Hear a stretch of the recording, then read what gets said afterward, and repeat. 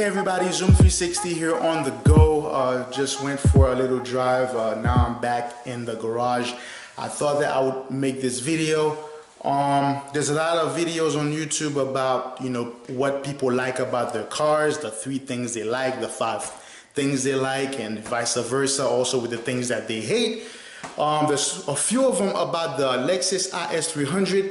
I figured I would chime in on that since I have one, just to say what I like about it. And I'm only gonna pick, I guess, 3, you could say, well, maybe 4. All right, so here she is. Yes, I like to use the pronoun she for my cars. Go ahead and judge me. This is my 2001 Lexus IS300. As you can tell, this is not a factory paint. This is just the child in me that did all this. So this is my 2001 Lexus IS300, codename Suki. Yes, I do name my cars, so go ahead and judge me. I've had this car now since about, I think, 2004. Thanks Mom, thanks Dad, you guys rock for creating the opportunity for me to have this, though I was working hard towards that goal, but you guys kind of made it happen sooner, so I'm not mad at you for that. The first time I've ever seen this car was in a magazine back in 1998. I was sitting in a library. I grabbed this magazine and there was this Lexus prototype that was in there, and the title of the article said Baby Lexus, and I was like, and I saw it, I was like, I want this car. I was obsessed with it since, and today there's one in my garage. It still gets me until this day.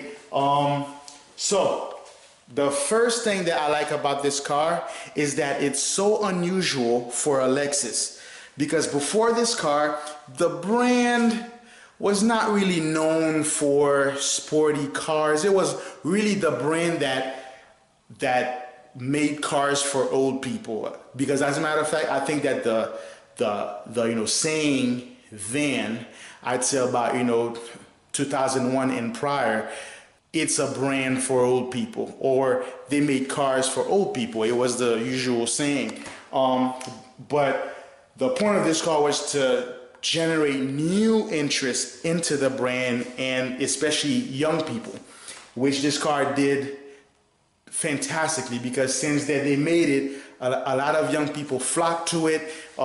Prior to this car, you didn't see Lexuses on the cover of magazines like Import Tuner or Car World stuff. You just didn't see too much Lexus. But with this car being front engine, rear wheel drive with the famous 2JZ style motor, ever since then Lexus has been on the scene for import ever since. I think that it did its job. So it's very unusual because usually with a Lexus they were usually, and I think it's fair to say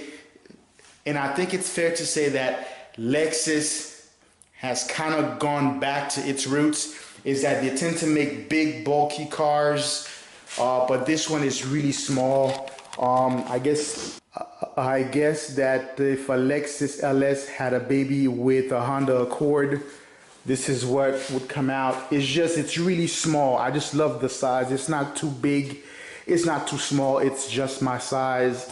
And that's the first thing that I like about it for a Lexus, because just remember that that's not the usual size that they usually make their cars. As a matter of fact, a lot of my friends, those who are not too into cars, a lot of times, like when they see it for the first time, and they are always shocked that, oh wow, it's a Lexus, because they would see the grille or they would see the L that's on the wheel. They would say, wow, because it just doesn't look like your usual Lexus. This car is also a great design. I just like the way that the headlights look, like, because mine are dark, and they kind of look like they just look mean, because of the slant right there.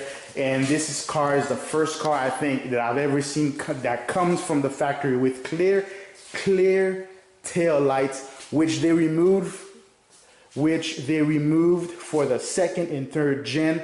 I think it was a big mistake, though I don't have them completely exposed because I have a cover on mine, but all this actually comes clear, and I kind of like that. It's a very unusual car for a Lexus, and everybody says that, you know, people who just not used to cars, and I just like the way it looks. So that's the first thing I like about my Lexus IS300. Now, the second thing I like about my IS300 is reliability. I've had this car now since 2004. I've put some miles on this car because I like to travel, road trips, and stuff like that. So when I first had it, I was living in upstate New York for a drum.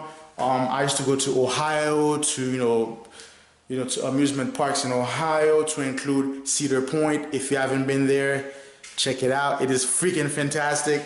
I used to go to Massachusetts to visit family all the time. I used to drive to New York City quite often.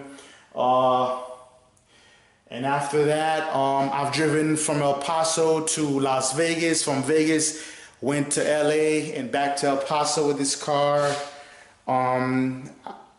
I've lived overseas for 4 years in Europe.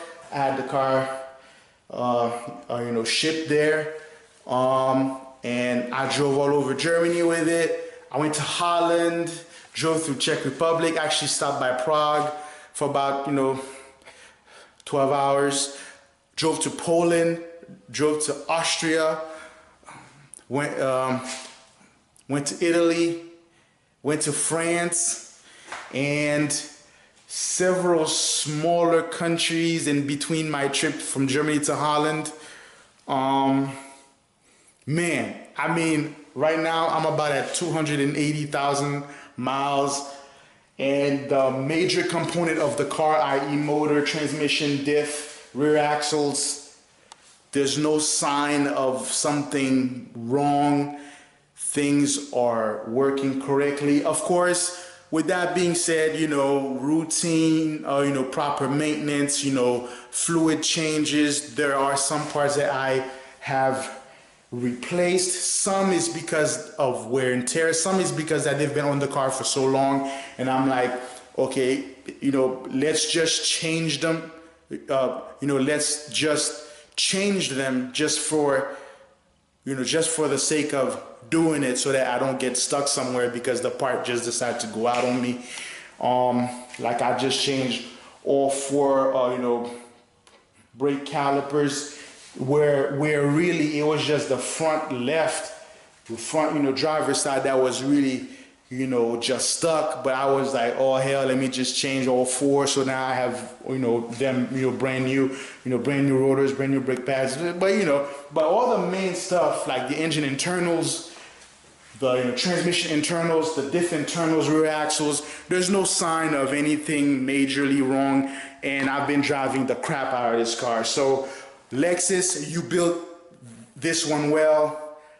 Hats off to you. I love this car. And let's move on to the third and fourth thing, which I will combine together. All right, I had to get the key.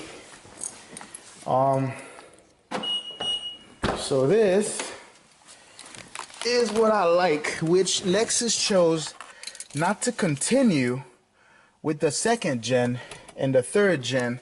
I thought it's a big mistake. Is this right here.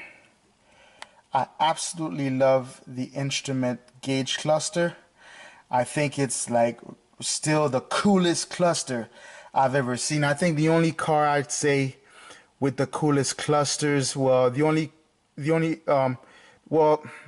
the only, there are only a few other cars that I could say that I'm impressed with their dash, with their gauge cluster. That would be the Lexus LFA, the Lamborghini Huracan, and the Lamborghini Aventador.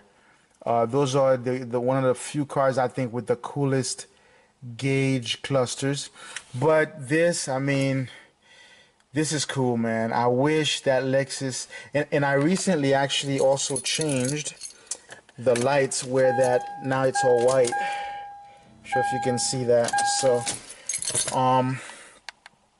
and I kind of like just the overall, dash actually, but especially this. I think that they should have kept this or improve it for the second and third gen, but now they just went completely away from it because the second and third gen is very bulky, very squarish, especially the third gen. So I think that was a big mistake on the part of Lexus, which is why, because I believe that this gauge is probably, well, not the reason, but it's definitely one of the reasons why I think this car is so popular.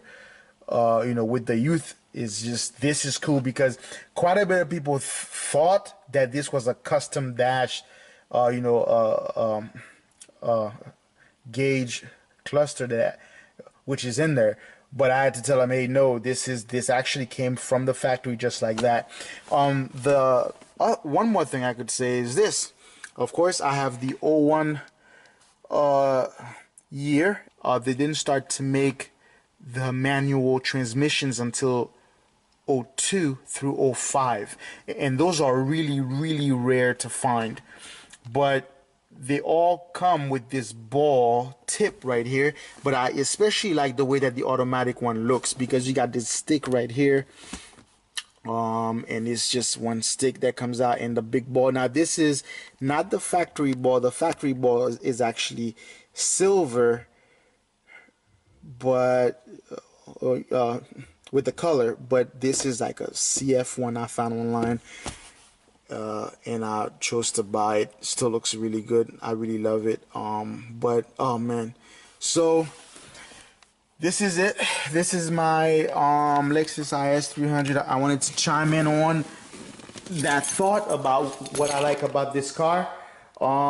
This is my, I usually use this car just for road trip and stuff like that, and I wanted to make sure that it looks very different from every other IS300. And of course, in case you can't tell, I am a comic book fan, especially DC, and a big Superman fan.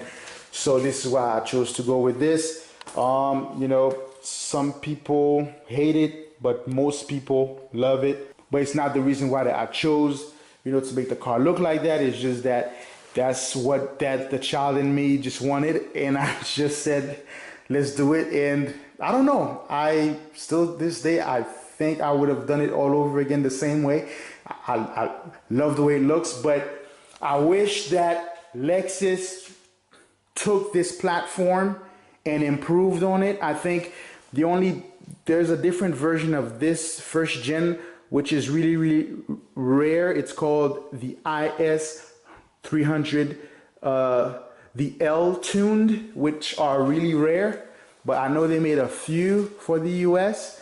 But I wish that they build on this for the second and third gen, but Lexus chose not to do that. They went a completely different direction. So they removed all the cool stuff about this car that I thought were awesome, and they just went back to building regular cars for old people, I guess.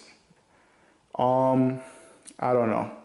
Though they did, do the F line, but those cars are still, yes, they're faster, from the factory. The performance is really good, but it's just the look.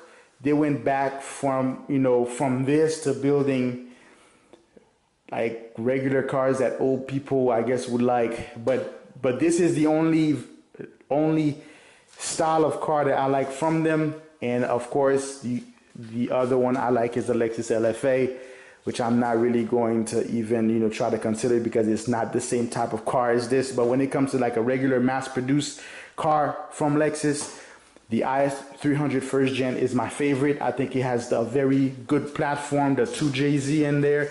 You got the front engine, rear wheel. It's not the best for the snow, but you could do some, but it's very easy to drift. It's very easy to do, donuts in the snow or on dry land, because of the weight distribution on this car is perfect for it, and with the drivetrain.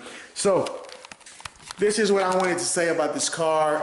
I try to keep it short. I like sometimes, talking about cars, you know, it's hard for me to shut up. But I'm gonna be quiet now. Go ahead and subscribe and like. There's a lot of trips coming on this channel. There's a few more that's coming. I know I don't post as much as I should, but I'm trying to clear my schedule to film more. And as I said, we are moving to Colorado next year, so there's a lot more things to do there if I don't leave the country for something crazy. But there are a few more stuff that's coming. Something big is supposed to be happening in the next couple of weeks. Hopefully that the opportunity comes for me to go there, and of course I'm gonna take you with me. So until next time, go ahead and subscribe, smash that like button, share, and I'm out.